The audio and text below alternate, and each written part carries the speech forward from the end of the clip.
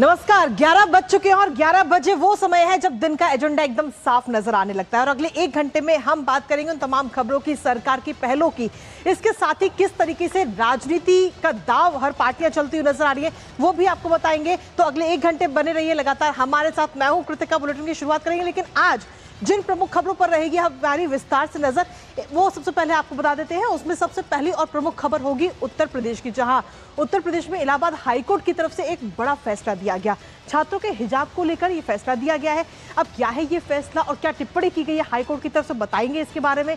लेकिन इसके साथ ही एक और प्रमुख खबर कश्मीरी पंडितों से जुड़ी हुई।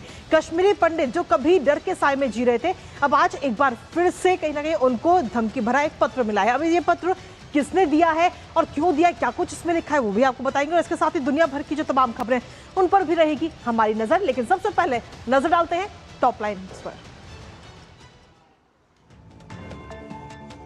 हिजाब जरूरी, धार्मिक प्रथा नहीं। जी हां, इलाहाबाद हाईकोर्ट ने स्कूल में मुस्लिम छात्रा की हेड स्कार्फ पहनने की याचिका खारिज की। देश भर में मिलावटखोरी के खिलाफ फूड डिपार्टमेंट का एक्शन। महाराष्ट्र और यूपी समेत कई राज्यों में जब्ती की कार्रवाई की गई है। इसके साथ ही जो तीसरी प्रमुख खबर है वो है कि घाटी में आतंकी धमकियों के बीच में कश्मीरी पंडितों का कहना है कि कश्मीर हमारा है, अब हम नहीं डरते, जिसको लेकर अलर्ट पर है इस समय सुरक्षा एजेंसियां। और साथ ही जो चौथी प्रमुख खबर वो है अमेरिकी आर्थिक प्रतिबंधों की घोषणा के बाद अब ईरान की तरफ से भी प्रतिक्रिया सामने आ चुकी है और ईरान का कहना है कि नए प्रतिबंध लगे तो हॉर्मुज से एक भी बूंद तेल नहीं निकलने दिया जाएगा। करेंगे आज विस्तार से बात इन चारों प्रमुख खबरों को लेकर। तो चलिए सबसे पहले बात करते हैं हाल ही में आए इलाहाबाद हाईकोर्ट के फैसले की, जहां हाईकोर्ट ने स्कूल में हिजाब पहनने की अनुमति नहीं दी है। दरअसल हाईकोर्ट में प्रयागराज के अत्तर सुय स्थित टैगोर पब्लिक स्कूल की नाबालिग छात्रा सुकैना रिजवी ने याचिका दायर की। इस याचिका को दायर करते हुए स्कूल में हिजाब पहनने की अनुमति छात्रों की तरफ से मांगी गई थी और उसका साफ ये कहना है कि उसने इसी स्कूल से हाई स्कूल पास किया है और कक्षा 11 में वो प्रवेश लेना चाहती है।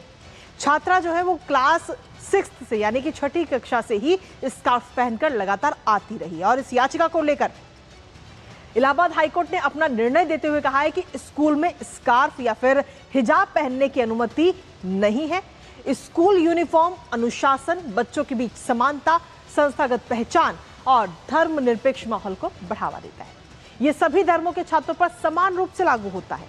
छात्रों की याचिका को खारिज करते हुए न्यायमूर्ति जे मुनीर और न्यायमूर्ति इंद्रजीत शुक्ला की खंडपीठ ने यह बड़ी टिप्पणी की है।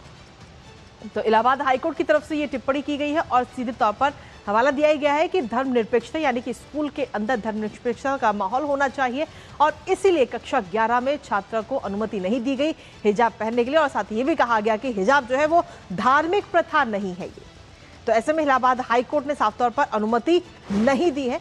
ये बड़ा फैसला इस समय दिया गया। इलाहाबाद हाईकोर्ट ने कर्नाटक हाईकोर्ट के फैसले का इलाहाबाद हाईकोर्ट का हवाला दिया है। क्या कुछ कहा था कर्नाटक हाईकोर्ट ने वो भी आपको बताते हैं। दरअसल 15 मार्च 2022 को अपने फैसले में शिक्षण संस्थानों में हिजाब पहनने पर प्रतिबंध को बरकरार रखा था और छात्राओं की याचिकाएं खारिज कर दी गई थी। उस वक्त अदालत ने कहा था कि इस्लाम में हिजाब पहनना आवश्यक धार्मिक प्रथा का हिस्सा ही नहीं है। कोर्ट ने यह भी साफ किया कि शैक्षणिक संस्थानों द्वारा निर्धारित यूनिफॉर्म का नियम मानना अनिवार्य है, वो जरूरी है और यह संविधान के तहत धर्म की स्वतंत्रता के अधिकार का उल्लंघन नहीं करता है। तो कर्नाटक हाईकोर्ट की टिप्पणी आई थी, जिसके बाद में हाल ही में इलाहाबाद हाईकोर्ट में जब ये पूरा याचिका जाती है तो इलाहाबाद हाईकोर्ट की तरफ से इसी तरीके का फैसला दिया जाता है। बहरहाल इलाहाबाद हाईकोर्ट के इस ताजा फैसले पर मौलाना खालिद रशीद की तरफ से एक बयान सामने। उन्होंने कहा कि स्कूल की ड्रेस जरूरी है लेकिन मुस्लिम लड़कियों के लिए हिजाब भी जरूरी है। आपको वो भी सुनाते हैं। स्कूल्स की यूनिफॉर्म है वो सभी बच्चों को पहन के जाना है, उसकी पाबंदी करनी है और लेकिन जो बड़ी बच्चियां हैं उनके लिए हिजाब अलाउ होना चाहिए। जिस तरीके से दूसरे मज़ाहिब के लोगों को अपने जो उनकी रिलीजियस सिग्निफिकेंस के तहत जो चीज़ें पहन के जाने होती हैं वो जाते हैं।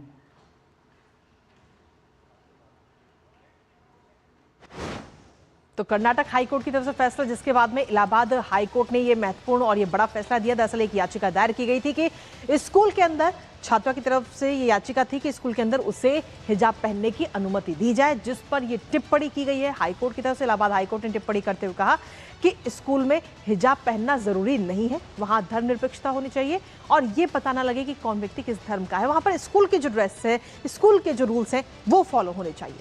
हमारे साथ हमारे सहयोगी लखनऊ से इस वक्त रामेंद्र सिंह जुड़ रहे हैं, सीधा उनका रुख करेंगे ताजा अपडेट के लिए। रामेंद्र, 2022 में कर्नाटक हाईकोर्ट में भी इस तरीके का मामला सामने आया था और तब कर्नाटक हाईकोर्ट की तरफ से फैसला दिया गया और अब इसी तरीके का फैसला इलाहाबाद हाईकोर्ट की तरफ से भी दिया गया है और ये कहा गया कि हिजाब पहनना जरूरी नहीं है, स्कूल की जो प्रॉपर ड्रेस है वही कंपलसरी होनी चाहिए, वही अनिवार्य होनी चाहिए। बिल्कुल आप सही कह रही। कर्नाटक हाईकोर्ट का जो फैसला आया था उसको भी इन्होंने सुप्रीम कोर्ट में चैलेंज किया था, सुप्रीम कोर्ट में बटा हुआ फैसला आया था। तो ये रास्ता तलाश रहे हैं कि किस तरीके से जो स्कूल है उनमें शिक्षा व्यवस्था में जो बच्चे जा रहे हैं कैसे स्कार्फ पहन के जाएं। देखिए ये देश संविधान से चलेगा, ये देश किसी शरीयत से या किसी धर्म के विशेष से नहीं चलेगा। ये बहुत पहले से इन लोगों को समझ लेना चाहिए। जो चीजें घटित हो गई वो आगे नहीं घटित होगी, उससे उबर नहीं पा रहे हैं लोग।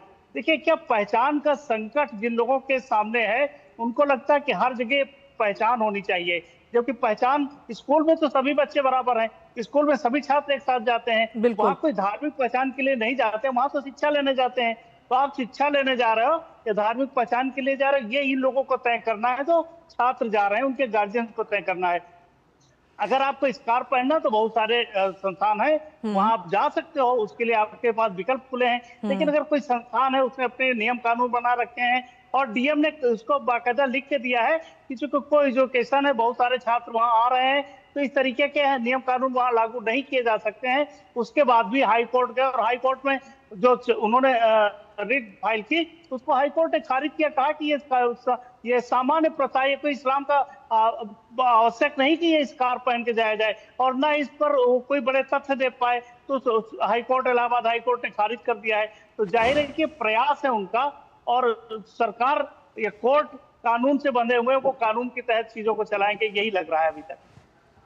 इसके साथ ही रामेंद्र, अगर हम देखें तो जो मौलवी साहब हैं वो सीधे तौर पर ये कह रहे हैं कि जो बड़ी बच्चियां हैं उनको कम से कम अलाउड होना चाहिए, लेकिन किस आधार पर? क्योंकि स्कूल को हम शिक्षा के लिए जाते हैं, जितने बच्चे जाते हैं वो शिक्षा ग्रहण करने जाते हैं, ना कि अपने धर्म का दिखावा करने के लिए और ये बताने के लिए कि हम हिंदू हैं, मुस्लिम हैं या सिख हैं, ईसाई हैं, ये बताने के लिए स्कूल में नहीं जाया जाता।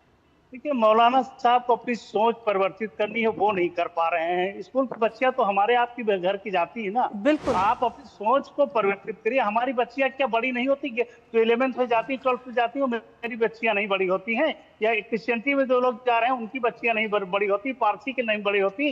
जो सिख धर्म के जा रहे हैं उनकी नहीं बड़ी होती? सबकी बच्चियां बड़ी होती हैं। आपको अपनी सोच बदलनी है। उस सोच के दायरे से जब आप बाहर आओगे तो भारत की जो समरसता है, जो समरसता है, उसको समझ पाओगे और वहाँ सभी बराबर हैं। वहाँ इस्लाम के लिए अलग से पहचान की जरूरत क्यों है? दूसरे धर्म तो नहीं मांग रहे इस तरीके की। तो आप अपनी सोच बदलो और संविधान पर इसको थोपो नहीं। भारत का संविधान जो है उसके हिसाब से देश चलेगा। जी, इसके साथ ही रामेंद्र, अगर पूरे कोर्ट की तरफ से हम देखा जाए तो कोर्ट ने आखिर किस तरीके की टिप्पणी करते हुए इस पर बयान दिया है और इस याचिका को खारिज किया? कोर्ट ने बहुत स्पष्ट कहा है कि इस तरीके की जो शिक्षा व्यवस्था है उसमें इस तरीके की चीजों का अनुपालन नहीं किया जा सकता है और एक गलत परंपरा होगी। इसके बाद दूसरे धर्म भी डिमांड करेंगे, तो अगर दूसरे धर्म डिमांड करेंगे तो जाहिर की एक चुनौती बड़ी खड़ी होगी। और जो कर्नाटक हाई कोर्ट का फैसला आया था उसी को ध्यान में रखते हुए इलाहाबाद हाई कोर्ट ने फैसला दिया है। उन्होंने कहा कि आवश्यक परंपरा आवश्यक हिस्सा नहीं है इस्लाम धर्म का, ये परंपराएं हैं अलग अलग जो चलती हैं, तो इसलिए इसको खारिज किया उन्होंने कहा। और इसकी आवश्यकता कम से कम शिक्षा व्यवस्था में तो नहीं है, तो खारिज करते हुए स्पष्ट कहा कि इस तरीके की व्यवस्था लागू नहीं की जा सकती। चलिए, बहुत बहुत शुक्रिया रामेंद्र, तमाम जानकारी हमारे साथ साझा करने के लिए, इस महत्वपूर्ण खबर से जुड़ी हुई। बहुत बहुत शुक्रिया आपका रामेंद्र। और इसी के साथ चलिए अब रुक करते हैं हमारी अगली महत्वपूर्ण खबर का, और अगली महत्वपूर्ण खबर है महाराष्ट्र से। दरअसल महाराष्ट्र में खाद्य सुरक्षा को लेकर फूड एंड ड्रग एडमिनिस्ट्रेशन यानी FDA ने सख्त कार्रवाई की है और बड़ी कंपनियों पर यह कार्रवाई की गई है। दरअसल पिज्जा बनाने वाली जो मशीनें हैं उनमें ग्रीस, कीड़े मकोड़े मिलने की रिपोर्ट आई थी। अब इस शिकायत के बाद में डोमिनोज के 4 आउटलेट्स के जो लाइसेंस हैं वो सस्पेंड कर दिया फूड विभाग की तरफ से। तो वहीं पिज्जा हट का जो एक आउटलेट है वहां पर भी ये कार्रवाई की गई। और जहां पर कई खाद्य उत्पादों पर एक्सपायरी डेट दर्ज ही नहीं थी। तो आप ये पता ही नहीं कर सकते कि वो प्रोडक्ट जो है खाने वाला उसकी एक्सपायरी डेट क्या है। अब इसके साथ ही सिर्फ डोमिनोज और पिज्जा हट पर यह कार्रवाई नहीं हुई है, इसके साथ ही और भी कई फूड होटल और रेस्टोरेंट भी बंद कर दिए गए, वहां पर भी फूड सेफ्टी विभाग की तरफ से कार्रवाई की गई। महाराष्ट्र के नए फूड सेफ्टी चीफ तुकाराम मुंडे की अगुवाई में खाद्य प्रतिष्ठानों के खिलाफ लगातार ये कार्रवाई की जा रही है। दरअसल हाल ही में एक वीडियो काफी ज्यादा वायरल हुआ था जिसमें सैंडविच के अंदर कीड़े पाए गए थे और ये वीडियो सोशल मीडिया पर काफी ज्यादा वायरल हुआ, जिसके बाद में अब ये बड़ी कार्रवाई कहीं ना कहीं की गई है, खासतौर पर महाराष्ट्र के अंदर। अब ऐसे में Maharashtra food and drug administration के कमिश्नर तुकाराम मुंडे के एक्शन पर ये पूरी कार्रवाई की गई है। क्या कुछ कहना है उनका, आइए एक बार आपको सुनाते हैं। लोग हेल्दी रहे और हेल्दी रह के उनको कोई साइड इफ़ेक्ट ना हो, अनहेल्दी खाना ना हो, जिसका एडवर्स इम्पैक्ट बॉडी और माइंड पे हो, ये हमारा फाइनल गोल है। तो इसके लिए रेगुलेशन जो है वो इम्प्लीमेंट करना, फूड बिजनेस ऑपरेटर हो या मैन्युफैक्चरर फार्मेसी हो, इनसे वो करवा के लेना और वो स्टैंडर्ड्स क्वालिटी और रूल्स अबाइड बाय कर रहे हैं कि नहीं कर रहे, उसका इम्प्लीमेंटेशन करना हमारी जिम्मेदारी है, वो हम कर रहे हैं। दरअसल महाराष्ट्र की जब हम बात करते हैं तो खाने को लेकर के जो रेस्टोरेंट्स हैं, जो होटल्स हैं या जो बड़ी बड़ी नामी गिरामी कंपनियां हैं जैसे डोमिनोज और पिज़्ज़ा हट, इनकी तरफ से अगर हम देखें तो कई सारी शिकायतें कहीं ना कहीं जो कस्टमर्स हैं उनकी तरफ से मिल रही थी।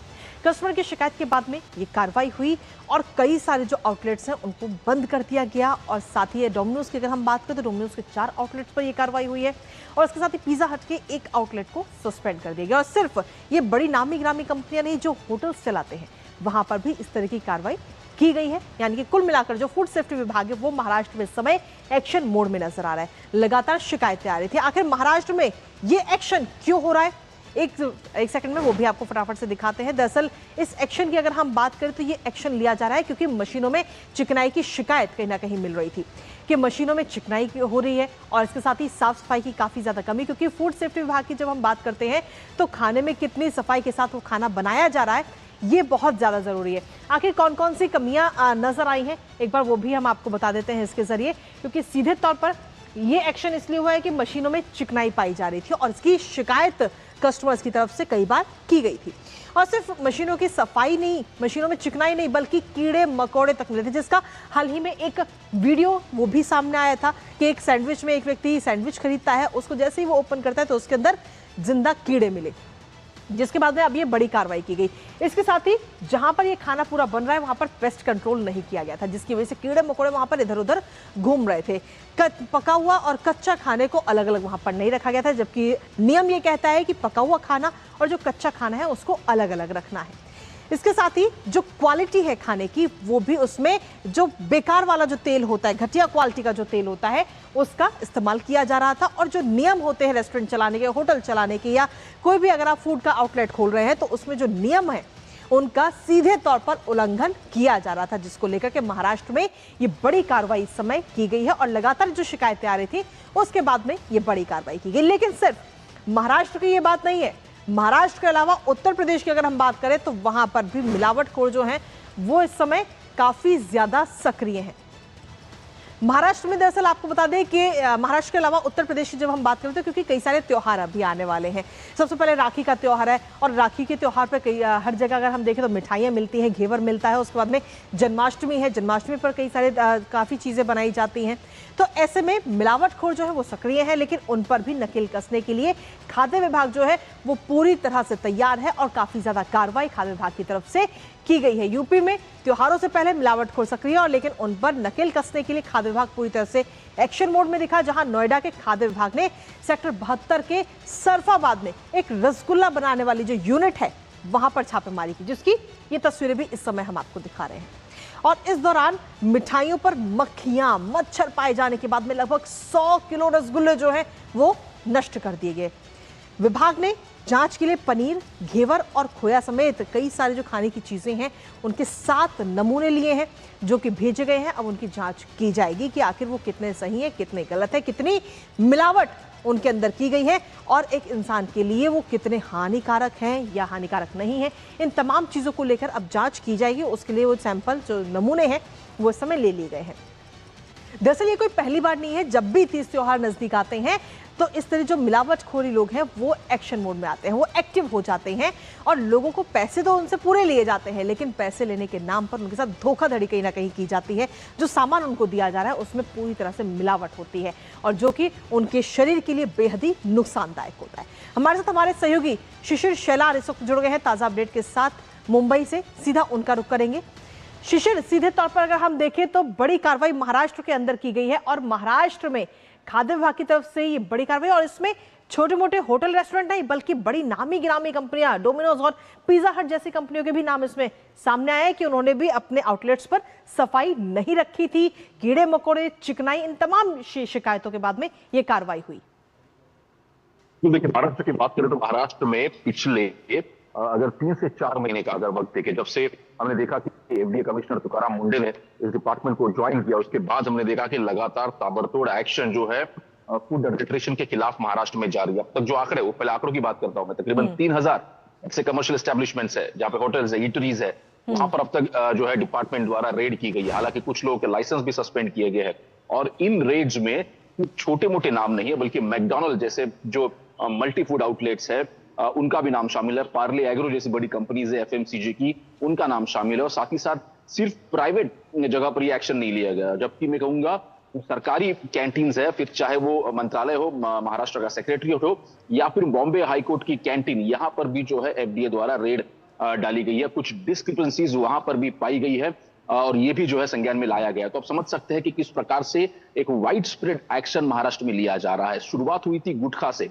महाराष्ट्र में जो तंबाकू है, गुटखा जन्य पदार्थ है, वो बैन है, हालांकि उसके ऊपर शुरुआत की गई थी। उसके बाद हमने देखा कि जिस प्रकार से एनालॉग पनीर की हम बात करते हैं, जो बड़े धड़ल्ले से जो आजकल जो होटल में मिल रहा है, और ये भी कहा जा रहा है कि मैक्सिमम जो पनीर है वो एनालॉग पनीर जो है होटल बेस्ड है। इसलिए सरकार ने जो है इसके ऊपर एक निर्बंध लाया कि होटल्स को भी जो मेनू कार्ड उसमें लिखना पड़ेगा ये नेचुरल पनीर है या एनालॉग पनीर है, ये भी मेंशन करना पड़ेगा। साथ ही साथ हमने देखा पीछे 2-4 दिनों से पहले ही हमने देखा कि महाराष्ट्र में अब जो एडिबल ऑयल है, तो जो खुला हुआ एडिबल ऑयल है वो हम बेच नहीं पाएंगे। हालांकि उसके लिए एसओपी जारी की गई, मतलब अगर आपको पैकेज्ड ऑयल लेना है तो ही जो है मिल पाएगा। जो खुले में एडिबल ऑयल मिलता था वो मिलना बंद हो चुका है। हालांकि उसके लिए सरकार ने जो अब जानकारी में प्राप्त हुई उसके अनुसार एक एसओपी लाएगी, उसके जरिए ही जो है वो जो खुला एडिबल ऑयल बाजार में मिल पाएगा। तो इस प्रकार से जो पैकेज्ड फूड है उनके साथ साथ जो बाकी अन्य फूड आइटम्स है, फूड आर्टिकल्स है, उस पर भी काफी नजर रखी गई है। तकरीबन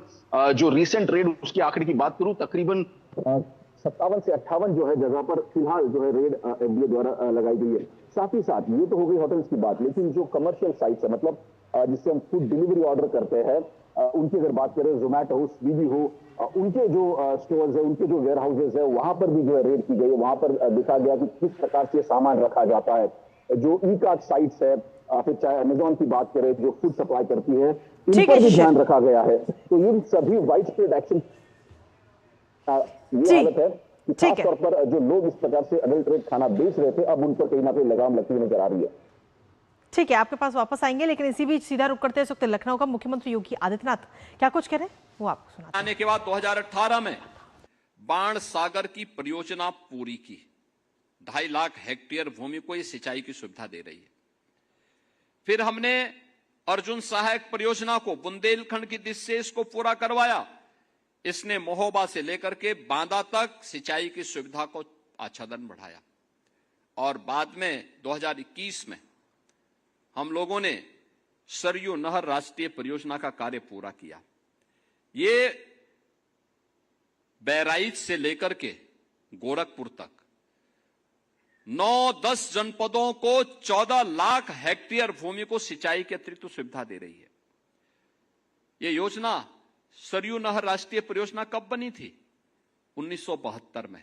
और पूरा कब हो रही है? 2021 में हमने पूरा किया। यानी पिछली सरकारों ने कभी इसको महत्व ही नहीं दिया। पिछली सरकारों के एजेंडे में न युवा था न किसान था। और इसीलिए आज जब आपका कृषि विभाग में प्रवेश हो रहा है, मंडी सचिव के रूप में और तकनीकी सहायक के रूप में, मेरी आप सबसे अपेक्षा है मंडी समिति के रूप में मंडी को ऐसा चमकाइए, साफ सुथरा हो, कचरे का निस्तारण हो, जो व्यापारी वहां रहता है वे भी साफ सुथरे तरीके से वहां रहें।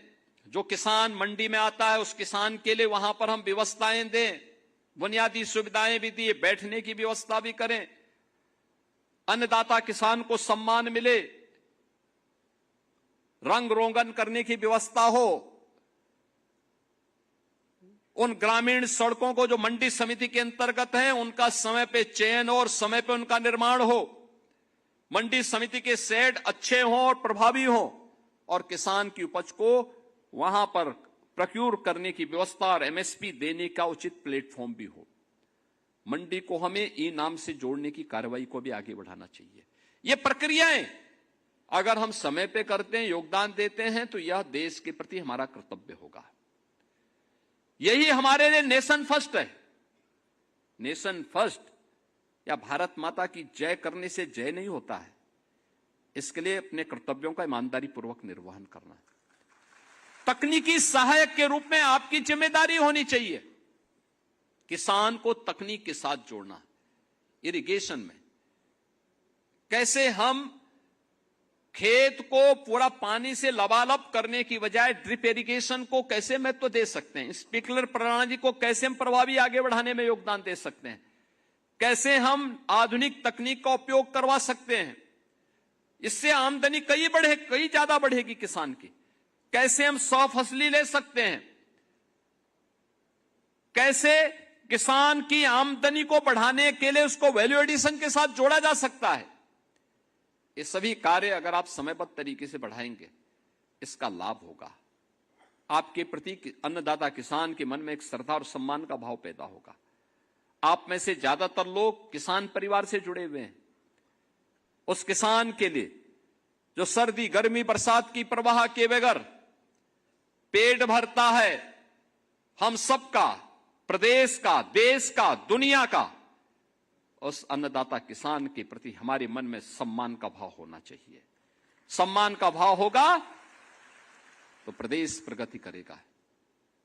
आप देख रहे होंगे चीनी की क्राइसिस की चर्चा की चल रही है, लेकिन यूपी में चीनी की कमी नहीं। यूपी की एक महीने की कुल खपत है 4 लाख टन चीनी। कुल 4 लाख टन एक महीने की खपत है। हमारे पास मौजूद है 28 लाख टन। यानी आप अनुमान करिए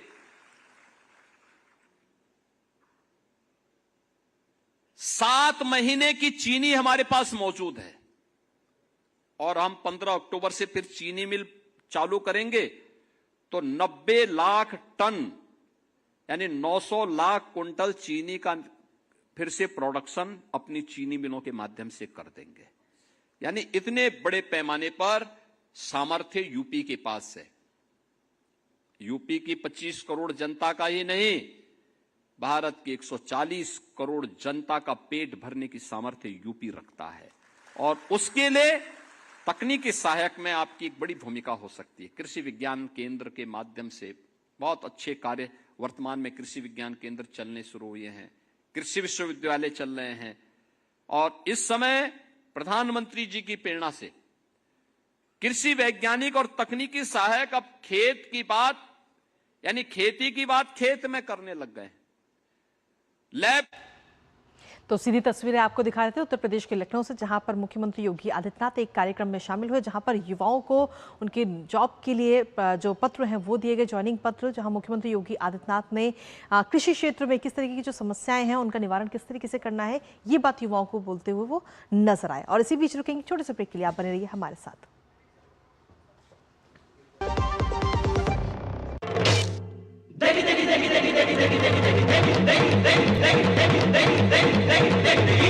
तड़के वाली हरी हरी मिर्च है, लाल लाल लज्जत से भरी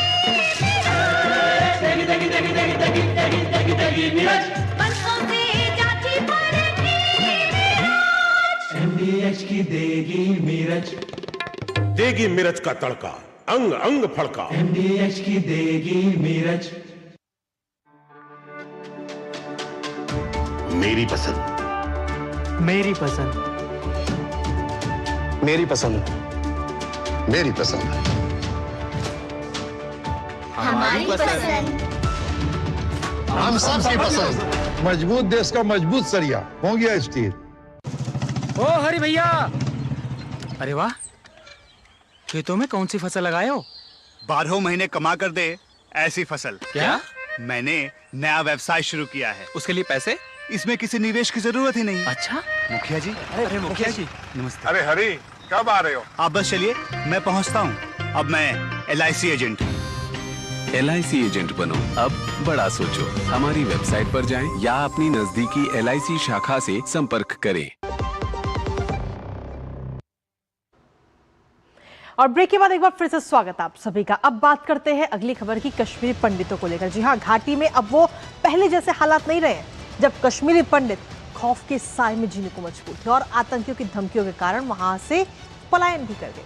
लेकिन 2014 के बाद से, यूं कहे कि जब से जम्मू कश्मीर केंद्र शासित प्रदेश बना, तब से हालात काफी बदल गए, हालात काफी सुधर गए और यहाँ इस समय अमन चैन का माहौल है। हालांकि बीच बीच में आतंकवादियों की ओर से कायराना करतूतें जरूर सामने आती हैं, लेकिन हमारे सुरक्षा बल उनके नापाक मंसूबों को नाकाम करते आ रहे हैं। इन सब के बीच में कश्मीरी पंडितों को यूनाइटेड लिबरेशन काउंसिल की ओर से 23 अगस्त की तारीख के साथ एक धमकी भरा संदेश लिखा गया। लेकिन घाटी में रह रहे कश्मीरी पंडित अब डरते नहीं हैं। उनका कहना है कि कश्मीर हमारा है और अब हमें कोई नहीं डरा सकता। दरअसल 90 के दशक में कश्मीर ने बहुत कुछ झेला है। हर तरफ खौफ, दहशत, हर कदम पर बंदूक की आवाजें और पत्थरबाजी। अब उस पुराने अनुभव के आधार पर आज ये सभी लोग, उनका कहना है कि इस बार भी इन्होंने डराने के लिए उसी पैटर्न का इस्तेमाल किया है, लेकिन हम डरते नहीं है, कश्मीर हमारा है। तो एक 90 के दशक का कश्मीर था और एक आज का कश्मीर है। 90 के दशक के कश्मीर में जब पत्थरबाजी और आतंकी ही नजर आते थे, लेकिन अब आज की अगर हम बात करें तो आज पूरा कश्मीर बदल चुका है। लाल चौक की अगर हम बात करें तो वहां पर भी आज तिरंगा नजर आता है और वादियां और खूबसूरत इस समय हो गई हैं। तो ऐसे में सीधे तौर पर ये एक बार फिर से डराने की कोशिश कश्मीरी पंडितों को की गई है। कश्मीरी पंडितों के साथ मोदी सरकार लगातार बनी हुई है, जहां मोदी सरकार उनकी मदद कर रही है। 3,250 मासिक नगद सहायता दी जा रही है। आखिर कश्मीरी पंडितों का क्या कुछ कहना है और कैसे उन्होंने इस चेतावनी का, इस धमकी का जवाब दिया है, वो आपको सुनाते हैं। कश्मीरी पंडित हैं और हम वहाँ की ही पैदाइश है। जितना कश्मीर उनका है उतना कश्मीर हमारा भी है। तो ऐसा तो है नहीं कि हम डर जाएंगे इन चिट्ठियों से। हम वापस कश्मीर जाएंगे और पूरी इज्जत के साथ जाएंगे। हमें पूरी सरकार पे भरोसा है। जब भी रिहैबिलिटेशन होगी पूरी इज्जत के साथ होगी और हम वहाँ रहने जाएंगे। जो थ्रेट है, थ्रेट आ रही है, ऐसा नहीं है कि ये एक नई चीज़ है। अगर हम 90 से देखते तो अखबारों में आती थी थ्रेट्स, अब तो आज सोशल मीडिया थ्रेट्स आती है। इसमें यह है कि जिन फैमिलियों का नाम आया, खौफ तो हिरास है, मगर मनोबल नहीं टूटने वाला है। ऐसी कोई बात ही नहीं है। जब 90 में नहीं टूटा तो आज कौन सी बड़ी बात है। इसमें थोड़ा सा एजेंसियों को भी, गवर्नमेंट को भी थोड़ा संज्ञान लेना चाहिए। आ कहाँ से रही है, क्या बात है, क्योंकि इसमें एक हैरान करने वाली बात यह है कि इसमें जो नाम के साथ, एड्रेस के साथ, फ़ोन नंबर के साथ, गाड़ी का नंबर और गाड़ी के नंबर के साथ गाड़ी का कलर है, वो चीज़ थोड़ा सा बन जाता है कि क्या वहाँ तक पहुँच रहे हैं, इनकी इतनी पहुँच है क्या। तो इस पर काम चल रहा है। वैसे गवर्नमेंट इस पर जो है संज्ञान ले रही है, एजेंसीज भी ले रही है। और जिस हिसाब से मनोज सिन्हा साहब ने भी बोला है, घबराने की ज़रूरत नहीं है। तो कश्मीर की जो तस्वीरें हैं वो पूरी तरह से बदल चुकी हैं। आज कश्मीरी पंडित डर के साए में नहीं बल्कि सुकून से, शांति के साथ और खुशहाल जीवन वहां पर बिता रहे हैं। अभी आपको याद होगा कि कुछ दिन पहले ही अमेरिकी राजदूत सर्जियो गौर ने जम्मू कश्मीर का 3 दिवसीय दौरा किया था और वो तस्वीरें भी आपको आज दिखाना जरूरी है। अनुच्छेद 370 हटने के बाद ये उनका पहला दौरा था और उन्होंने इस दौरान उपराज्यपाल और साथ ही मुख्यमंत्री से भी मुलाकात करी। घाटी की शांति और भारत के पक्ष पर अमेरिका की तरफ से मोहर भी लगाई गई। ये खूबसूरत तस्वीरें वहीं की हैं जब सर्जियो गौर इस खूबसूरत लेक का आनंद लेते हुए नजर आए, वहाँ की वादियों का उन्होंने आनंद लिया। लेकिन अब उसके बाद में इस तरीके की धमकी दी जा रही है और कहीं ना कहीं एक बार फिर से वैसा ही माहौल बनाने की कोशिश आतंकियों की तरफ से हो रही है जैसा माहौल 90 के दशक में था। कश्मीरी पंडित उस वक्त डर के साए में जीने को मजबूर थे, लेकिन अब आज तस्वीरें पूरी तरह से बदल चुकी हैं और अब कहीं ना कहीं जो कश्मीरी पंडित वहां पर रह रहे हैं उनका साफ तौर पर यह कहना है कि कश्मीर हमारा है और अब हम किसी से भी डरने वालों में से नहीं हैं। अब ऐसी धमकी भरे पत्रों का कोई फायदा नहीं है। और दरअसल कश्मीर और पंडितों की जब हम बात करते हैं तो मोदी सरकार भी लगातार उनके साथ है। और मोदी सरकार किस तरीके से उनकी मदद कर रही है, एक बार वो आपको बताते हैं कि उनके लिए क्या कुछ खास योजनाएं मोदी सरकार की तरफ से चलाई गई हैं। सबसे पहले आपको बता दें कि 3,250 रुपए की मासिक नकद सहायता कश्मीरी पंडितों को दी जा रही है और अधिकतम 13,000 रुपए की मासिक सहायता ये सरकार की तरफ से उनको प्रोवाइड की जाती है, जिससे वो अपना जीवन यापन कर पाए। इसके साथ ही मुफ्त राशन की सुविधा भी कश्मीरी पंडितों को वहां पर दी जा रही है। NFS डेटाबेस से एकीकृत राशन कार्ड वहां पर बनाए गए, जिससे कि पता लग पाए कि कितने लोगों के पास में राशन कार्ड है, कितनों के पास नहीं है। प्रवासी आवासों का पूरा रखरखाव वहां पर किया जा रहा है। और सिर्फ प्रवासी आवास नहीं, अगर एक तरह से हम देखें तो 5,000 पद जो है वो आरक्षित किए गए हैं कश्मीर पंडितों के लिए, जिससे कि नौकरी वो कर पाए, अपना जीवन यापन कर पाए। 5,896 को नियुक्ति पत्र ऑनलाइन दिए गए और ऑनलाइन सेवाएं शुरू की गई। और डायरेक्ट बैंक ट्रांसफर से राहत मिली है कहीं ना कहीं कश्मीरी पंडितों को, क्योंकि जो पैसा है उसके लिए उन्हें इधर उधर भागने की, आने जाने की जरूरत नहीं है, सीधा उनके खाते में ये पैसा पहुंचता है। शिकायत निवारण शिविर वहां पर लगाए जाते हैं कि अगर कश्मीरी पंडितों को किसी भी तरह की कोई परेशानी है, कोई समस्या है, तो वो सरकार से आकर के सीधे अपना बात कर सकते हैं। NFS से राशन कार्ड भी लिंक है और 6,000 आवास जो है वो भी स्वीकृत किए गए, जिसमें 4,112 आवास निर्मित हैं और 3,257 आवास जो हैं वो आवंटित किए गए हैं। तो जो तमाम योजनाएं हैं कश्मीरी पंडितों के लिए वो सरकार चला रही है, जिससे कि वो अपना जीवन यापन कर सके और मुख्य धारा में जुड़े। उनकी जो समस्याएं थी, क्योंकि 90 का दशक वो दशक था जब दहशत का माहौल था और वहां पर कश्मीरी पंडितों की हत्याएं काफी की गई और इसके साथ ही वो डर के साए में जीने को मजबूर थे। लेकिन अब जब से अलग राज्य, अलग केंद्र शासित प्रदेश बन गया है, तब से तस्वीरें बिल्कुल बदल चुकी हैं। अब राहत, अमन, चैन, सुख, शांति, खुशहाली, ये सब वहां पर अब नजर आती है और वहां की वादियां और खूबसूरत हो चुकी हैं। इस पर उसकी एक तस्वीर भी इस समय हम आपको दिखा रहे हैं कि किस तरीके से जो मार्केट है वो आराम से चल रहे हैं, लोग बाग आ रहे हैं, जा रहे हैं और इसके जरिए कहीं ना कहीं पर्यटन को भी काफी ज्यादा बढ़ावा मिला है। और इसी पर चलिए सीधा रुख करते हैं इस वक्त जम्मू का। हमारे साथ हमारे सहयोगी रजत वोहरा इस वक्त जुड़ गए हैं, सीधा उनका रुख करेंगे ताजा अपडेट के लिए। रजत, जम्मू कश्मीर से तस्वीरें अब बदल चुकी हैं। जो 90 के दशक में जो धमकियां मिलती थी, अब आज एक बार फिर से आतंकियों की तरफ से ये कोशिश की गई, डर फैलाने की कोशिश की गई, लेकिन अब कश्मीरी पंडितों का कहना है कि हम डरने वाले नहीं हैं, ये कश्मीर हमारा है। रजत जी, निश्चित तौर पर जो 90 का कश्मीर था और आज का कश्मीर है, उसकी बदलती तस्वीर जिस तरह से आपने भी बताई। और जम्मू कश्मीर में रहने वाले हम यहाँ की अगर हम बात करें तो यहाँ पर एक बदलाव की लहर देखने को मिल रही है और खासतौर पर ये पूरी बौखलाहट उसी की नजर आ रही है, चाहे वो यूनाइटेड लिबरेशन काउंसिल हो या फिर विभिन्न आतंकी संगठन जो समय समय पर कश्मीरी पंडित को थ्रेट्स देते रहे हैं। उसके पीछे उनकी मंशा साफ तौर पर यही होती है कि कहीं ना कहीं जो आम जनता है उसे डराया जा सके और एक नैरेटिव दुनिया में पेश किया जाए पाकिस्तान की तरफ से कि कश्मीर के हालात खराब हैं, पर पूरी तरह से कश्मीरी पंडित उस नैरेटिव को रिजेक्ट करते हुए नजर आ रहे हैं। बुखलाहट की सबसे बड़ा कारण ये है, जिस तरह से हाल ही में जो सर्जियो घोर ने जिस तरह से भारत का एक इंपॉर्टेंट पार्ट जम्मू कश्मीर को बताया, पाकिस्तान का जो नैरेटिव था उसे पूरी तरह से विफल किया।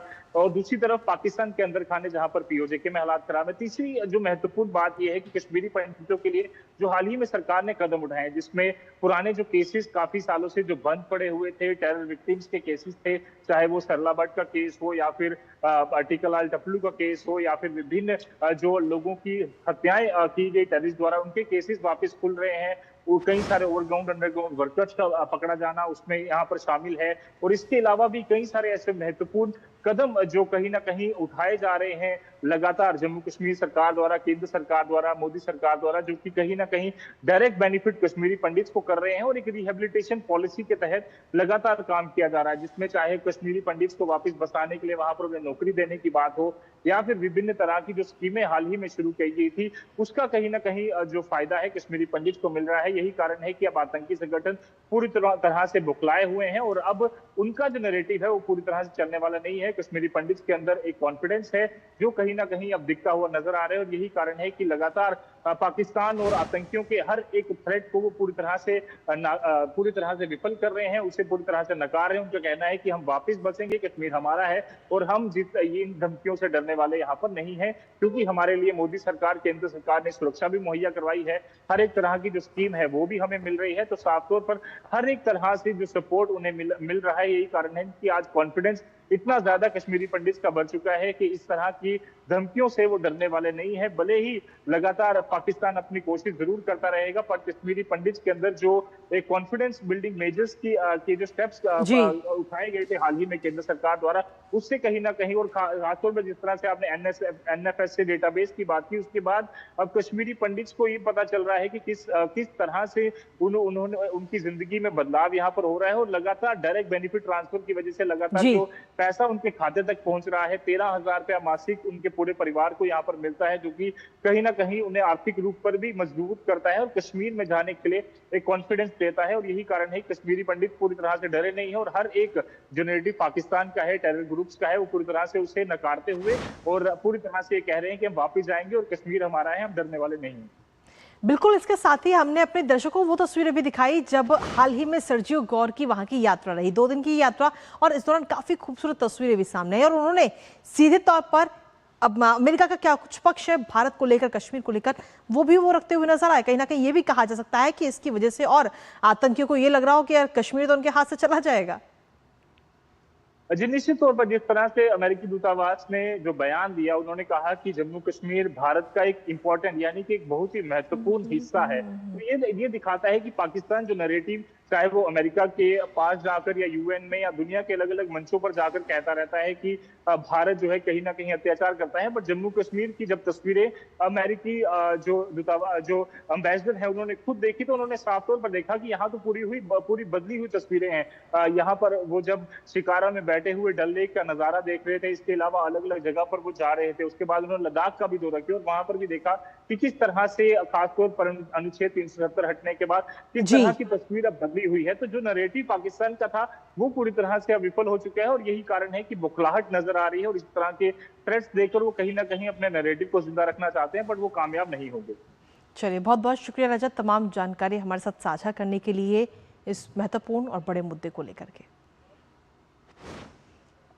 और इसी के साथ चलिए अब रुक करते हैं हमारी एक और महत्वपूर्ण खबर का। झारखंड से हमारी महत्वपूर्ण खबर, जहां भर्ती व्यवस्था सुधार यात्रा का आज है दूसरा दिन। वहां पर जो छात्र हैं वो लगातार आंदोलन भी कर रहे हैं, और इसके साथ ही यात्रा इस समय निकाली जा रही है। 24 जिलों में ये पूरी यात्रा निकाली जा रही है, जहां हजारीबाग से जन जागरण यात्रा का शुभारंभ हुआ है।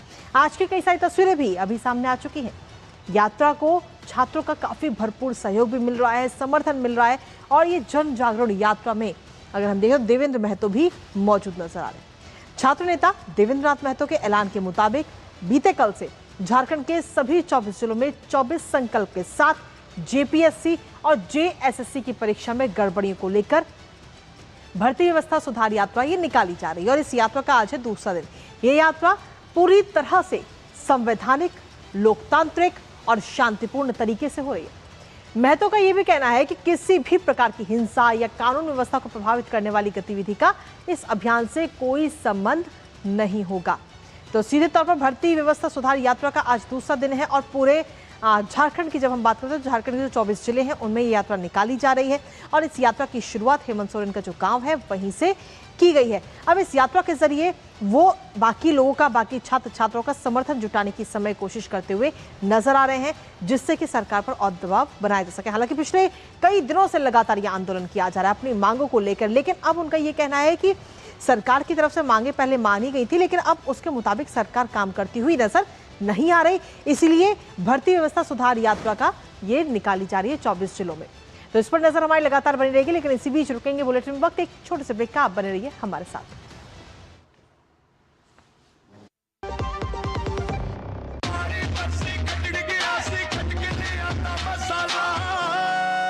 मसाला ओए, छोले दा या लोबिया दा, पंजाबी छोले दा या पिंडी चने दा। अब छोलिया हो या लोबिया, पंजाबी छोले या पिंडी चने, सब कुछ मजेदार बने। पढ़ता है, खेलता है, झूलता उछलता है, दौड़ता कभी कभी दौड़ कराता है, आगे आगे बढ़ता है इंडिया, अमूल दूध पीता है इंडिया। जब धरती चीर कर निकलता है लोहे का पत्थर और मिलता है मोंगिया के जोश से, फिर तपता है, पिघलता है और बनता है फौलाद। अब होता है सरिया सारी खूबियों के साथ। मोंगिया स्टील, मजबूत देश का मजबूत सरिया। और ब्रेक के बाद एक बार फिर से स्वागत है आप सभी का 11 बजे लाइव में। और अब बात करते हैं दुनिया भर की खबरों की, जहां सोमवार को अमेरिका ने ईरान पर प्रतिबंधों का दायरा बढ़ा दिया और दायरा बढ़ाते हुए कई सारी घोषणाएं की हैं, जिसमें अमेरिकी ट्रेजरी सेक्रेटरी स्कॉट बेसेंट ने ईरान को आर्थिक डी-डे यानी कि बहुत बड़े आर्थिक संकट की धमकी दी है। उन्होंने ईरान को और अलग थलग करने और साथ ही तेहरान के साथ व्यापार करने वाले दूसरे देशों को सजा देने के मकसद से ये नए प्रतिबंधों का ऐलान कर दिया है। अब ट्रेजरी सेक्रेटरी बेसेंट ने कहा है कि दूसरे देशों को ईरान के साथ व्यापारिक संबंध तोड़ने होंगे, वरना उन्हें डॉलर आधारित वित्तीय प्रणाली से बाहर किए जाने का खतरा हो सकता है।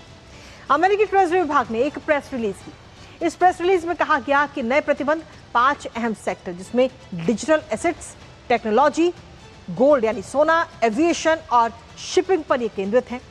अमेरिका का इसको लेकर साफ ये कहना है कि ईरान अपनी अर्थव्यवस्था को बनाए रखने के लिए इन्हीं पर निर्भर है। और विभाग ने यह भी कहा कि हर देश को ईरान से जुड़ी उन गतिविधियों को बंद करने के लिए एक तय समय सीमा दी जाएगी, जिनकी पहचान अमेरिका ने की है। बेसेंट ने यह भी बताया कि अमेरिकी राष्ट्रपति डोनाल्ड ट्रंप दुनिया भर के नेताओं को फोन करके उनसे ईरान के साथ अपने संबंध खत्म करने की खास अपील कर रहे हैं। इन सब चीजों के साथ ही विभाग के office of foreign assets control यानी ओफेक ने कई देशों में इस समय लगभग 60 ऐसी संस्थाएं, व्यक्ति और जहाजों पर प्रतिबंध लगाए जो ईरान की गतिविधियों में मदद करते हैं। अब इन गतिविधियों में गैर कानूनी परमाणु और मिसाइल टेक्नोलॉजी हासिल करना, साइबर ऑपरेशन और तेल से कमाई करने वाले नेटवर्क इसमें शामिल है।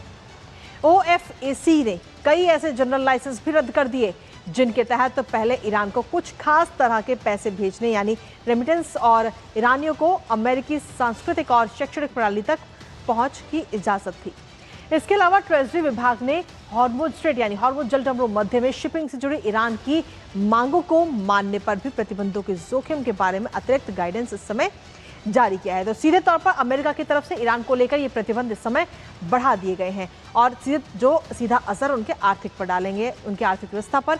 और इसके साथ ही अमेरिका की तरफ से कोशिश की जा रही है कि जो बाकी तमाम देश है दुनिया भर के, उनको डायरेक्ट फोन कॉल करके ये कोशिश की जा रही है कि ईरान के साथ आप अपने सभी संबंधों को तोड़ दें। हालांकि ईरान जो कि चुप बैठने वालों में से बिल्कुल नहीं है, ईरान ने भी सीधे तौर पर इस पर जवाब दे दिया है और उसने साफ कहा है कि ऐसे आर्थिक प्रतिबंधों पर ईरान डरने वालों में से बिल्कुल नहीं है। ऐसी धमकियां बहुत आई, बहुत गई, इस तरीके की बात ईरान की तरफ से कही जा रही है। दरअसल आपको बता दें कि यूएस के आर्थिक प्रतिबंधों पर ईरान का जवाब इस समय सामने आ चुका है, जहां ईरानी संसद के स्पीकर मोहम्मद बाकिर कालिबाफ ने सीधे तौर पर एक बयान दिया। अब इस बयान में उन्होंने बताया है कि वॉशिंगटन अच्छी तरह से जानता है कि प्रतिबंधों की उसकी बेतुकी धमकियों पर कोई यकीन नहीं होगा। ये बात उनकी तरफ से कही गई और ये पलटवार इस समय किया गया है। इसके साथ ही ईरान ने यह भी कहा कि धमकियों पर किसी को कोई भरोसा नहीं करता है इन धमकियों पर, और अमेरिका के पास में इस समय दूसरे देशों के ईरान के साथ संबंधों को रोकने की आर्थिक ताकत ही नहीं बची है और अमेरिका एक बार फिर से हारने के लिए तैयार है। तो ये पोस्ट किया गया कालिबाफ की तरफ से और ईरान ने सीधे तौर पर इस पोस्ट के जरिए पलटवार किया है। इसके साथ ही इस पोस्ट में एक और बात लिखी है। इसमें लिखा कि ईरान के व्यापारिक साझेदारों ने मीडिया और हमें भेजे गए संदेशों में दोनों ही जरिए ये साफ कर दिया गया है कि इन बयानों का कहीं से भी कोई अहमियत नहीं देते वो लोग। तो वहीं ईरान के अर्थव्यवस्था मंत्री ने भी अमेरिका की एक और हार की भविष्यवाणी कर दी। उन्होंने कहा कि वॉशिंगटन के नए प्रतिबंधों का सामना करने के लिए इस्लामिक गणराज्य के पास 2 साल की योजना है। तो अमेरिका सीधे तौर पर तमाम इन प्रतिबंधों के जरिए ईरान पर दबाव बनाने की कोशिश कर रहा है कि वो झुक जाए अमेरिका के आगे, लेकिन वहीं ईरान लगातार इस पर पलटवार कर रहा है और ईरान ने भी अपनी रणनीति इस समय बनाई हुई है। पिछले कई महीनों से लगातार ये जो जंग है, ये संघर्ष ये जारी है और ऐसे में एक दूसरे पर प्रतिबंध लगाए जा रहे हैं। हालांकि इन सबके बीच में अगर हम देखें तो ईरान इस समय पूरी तरह से इन प्रतिबंधों को नाकाम बता रहा है और ईरान का साफ ये कहना है कि हम इन जो प्रतिबंध लगाए जा रहे हैं हम उससे डरेंगे नहीं और इससे संभावित असर भी नजर नहीं आ रहे हैं। तो ईरान पर जो इस समय प्रतिबंध लगाए गए हैं अमेरिका की तरफ से, उससे क्या असर होगा वो भी जानना बेहद जरूरी है कि ईरान पर जो प्रतिबंध लगाए गए हैं उससे संभावित असर क्या हो सकते हैं। दरअसल इससे कहीं ना कहीं ईरान में विदेशी मुद्रा की कमी हो सकती है, ईरानी मुद्रा पर इसके जरिए दबाव भी बढ़ सकता है। महंगाई बढ़ने का खतरा सबसे ज्यादा है ईरान के अंदर, और सिर्फ महंगाई नहीं, इसमें अगर हम देखें तो शिपिंग और खासतौर पर जो तेल कारोबार है उस पर चोट लग सकती है ईरान के। एविएशन सेक्टर पर भी इसका खासतौर पर प्रभाव पड़ सकता है और टेक्नोलॉजी पर खास तौर पर असर। इसके साथ ही गोल्ड, जो डिजिटल एसेट्स हैं, उन पर भी दबाव होगा ईरान के, और व्यापारिक साझेदारों पर भी दबाव पड़ता हुआ ये नजर आ रहा है। तो सीधे तौर पर ईरान पर ये तमाम प्रतिबंध इस समय लगाए गए हैं क्योंकि अमेरिका इन प्रतिबंधों के जरिए ईरान पर दबाव बनाने की कोशिश कर रहा है, लेकिन वहीं ईरान भी पलटवार करके कह रहा है कि अब वो अमेरिका की धमकियों से डरने वाला नहीं है और वो चाहे कितने प्रतिबंध लगा ले, ईरान की तरफ से 2 साल की जो पूरी योजना है वो इस समय पूरी तरह से तैयार है। और इसी के साथ चलिए अब खबरों में आगे बढ़ते हैं। 11 बजे के लाइव में अब रुक करते हैं हमारे अगले खास सेगमेंट का। अगला खास सेगमेंट है हमारा स्पोर्ट्स से जुड़ा हुआ है, यानी खेल जगत से। और भारत के युवा ग्रैंड मास्टर आर प्रज्ञानंदा ने 2026 ग्रैंड चेस टूर के फाइनल में अपनी जगह बना ली है। सेमीफाइनल में उन्होंने जर्मनी के विसेंट कीमर को हराने में ये सफलता पाई है। प्रज्ञानंदा ने सेमीफाइनल में शानदार प्रदर्शन किया और शानदार प्रदर्शन करते हुए क्लासिकल और साथ ही रैपिड दोनों फॉर्मेट में अपना दबदबा बनाया है। सेमीफाइनल की शुरुआत प्रज्ञानंदा और कीमर के बीच पहले क्लासिकल मुकाबले के ड्रॉ से हुई। दूसरे क्लासिकल गेम में अगर हम देखें तो प्रज्ञानंदा ने शानदार जीत दर्ज की और मुकाबले में बढ़त हासिल कर ली। इसके बाद रैपिड फॉर्मेट में भारतीय ग्रैंड मास्टर ने शानदार खेल दिखाए। प्रज्ञानंदा ने दोनों रैपिड गेम जीतकर सेमीफाइनल को अपने नाम कर लिया और उनकी ये बढ़त इतनी मजबूत थी कि ब्लिट्ज गेम खेले जाने से पहले ही उन्होंने फाइनल में अपनी जगह पक्की कर ली। अब बात करते हैं फाइनल की। फाइनल में प्रज्ञानंदा का सामना होगा अमेरिका के दिग्गज ग्रैंड मास्टर फैबियानो करुआना से। अब करुआना ने दूसरे सेमीफाइनल में वेस्ली सो को हराकर फाइनल का अपना टिकट कटाया है। अब इन दोनों का ये सीधा मुकाबला होगा, देखना होगा कि कौन कितना आगे नजर आता है। इस पर नजर हमारी लगातार बनी। तो ये थी स्पोर्ट्स जगत से हमारी आज की ये खास खबर, और इस खास खबर के साथ ही अब नजर डाल लेते हैं फटाफट अंदाज में देश दुनिया से जुड़ी तमाम छोटी बड़ी खबरों का। मुख्य निर्वाचन आयुक्त ज्ञानेश कुमार के नेतृत्व में एक प्रतिनिधिमंडल आज से उत्तर प्रदेश के 2 दिवसीय दौरे पर है। एक राष्ट्र एक चुनाव को लेकर गठित संयुक्त संसदीय समिति की अहम बैठक आज संसद भवन एनेक्सी में होगी। विदेश मंत्री डॉक्टर एस जयशंकर अपने 2 दिवसीय रूस दौरे पर मॉस्को पहुंच गए। प्रवर्तन निदेशालय ने शराब परिवहन में कथित अनियमितताओं से जुड़े मनी लॉन्ड्रिंग मामले में आंध्र प्रदेश के पूर्व मंत्री कुरमुरी नागेश्वर राव को गिरफ्तार कर लिया है। झारखंड के देवघर जिले में साइबर ठगी के आरोप में 9 लोगों को गिरफ्तार किया गया। 18 मोबाइल फोन और 17 सिम कार्ड भी बरामद किए गए। महाराष्ट्र में कथित ड्रग तस्करी के मामले में एक्टर रोहुला मेहदी को पुलिस ने गिरफ्तार किया।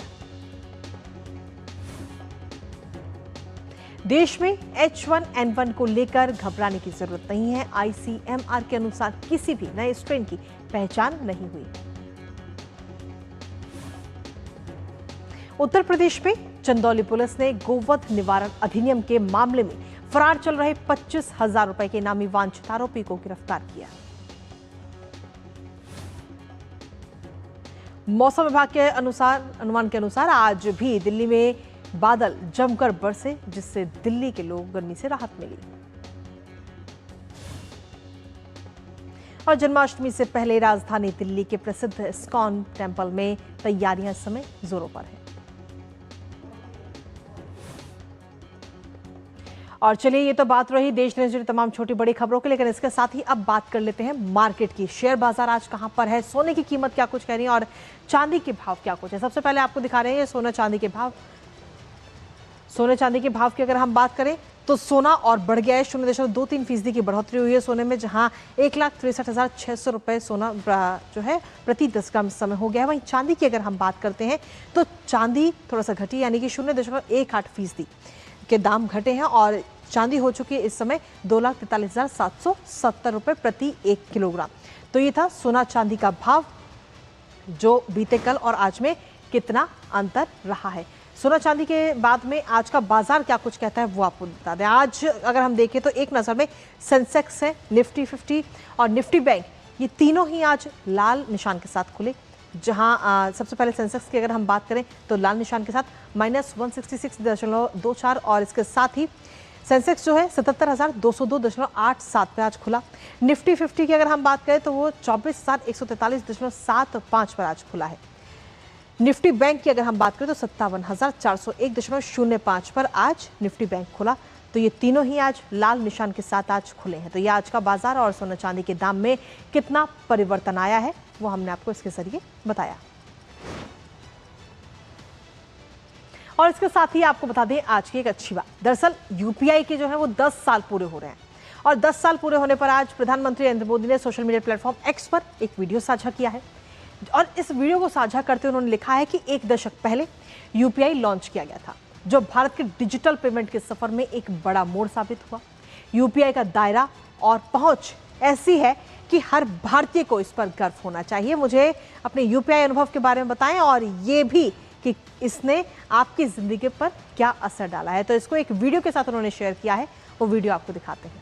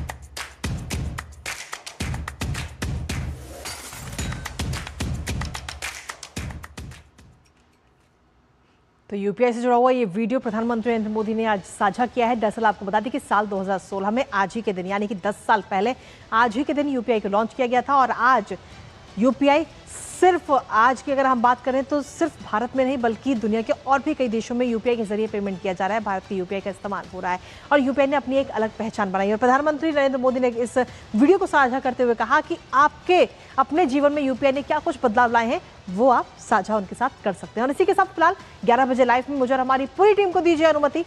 नमस्कार।